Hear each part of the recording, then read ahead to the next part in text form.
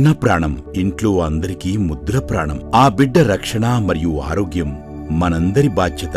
5 సంవత్సరాలలోపు పిల్లలను అతిసార వ్యాధి నుండి కాపాడటానికి కుటుంబం మొత్తం సిద్ధంగా ఉంది. రక్షణ, నివారణ మరియు చికిత్స ద్వారా. రక్షణ అంటే 6 నెలల వరకు బిడ్డకు తల్లిపాలు మాత్రమే ఇవ్వండి. నివారణ అంటే శుభ్రమైన ఇల్లు, శుభ్రమైన మరుగుదొడ్లు మరియు శుభ్రమైన పాత్రలు.